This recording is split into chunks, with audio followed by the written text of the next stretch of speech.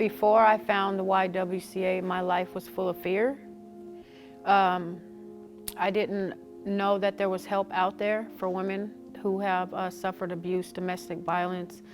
I didn't know there was those resources. So my life was full of fear.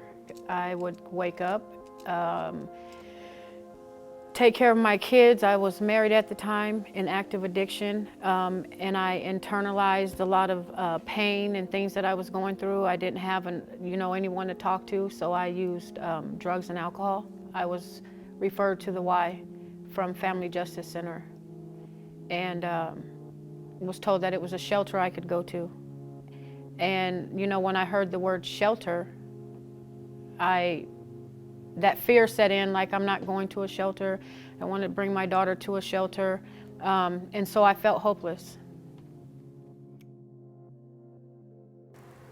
Natasha started services with us in 2011. I didn't meet Natasha until probably 2019 or 2020, not that long ago. We talked for probably 2 hours, and it took me about an hour to relax and to realize, oh, she's just here to share her story with me because she's feeling empowered and wants me to know. She's not here because anything went wrong. She's here because everything went right. And it just was the most meaningful experience for me to hear her tell me her story of how she was treated by our staff.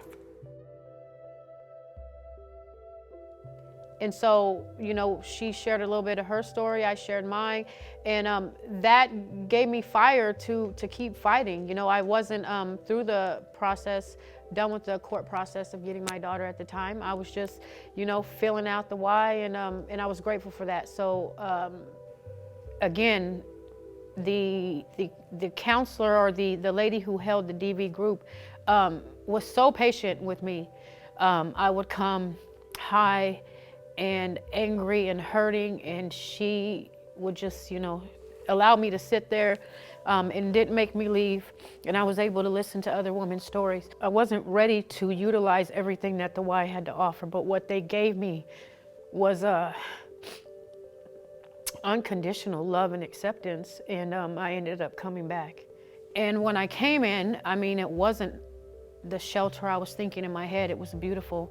It was like a home away from home.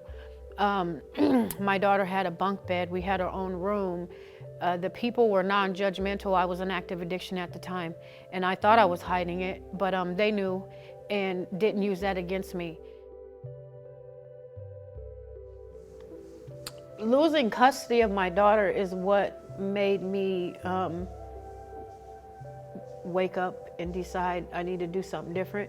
It didn't happen overnight. It was a journey. The day that they said that I could have more time with my daughter, I call that the day that I got my mommy license back.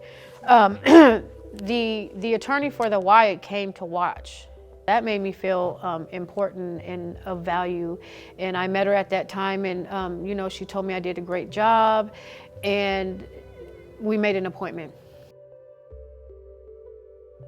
So the first time I met Natasha was following her hearing for adequate cause. What I watched was this powerful woman really having a desire to do what she thought was best for her and her daughter.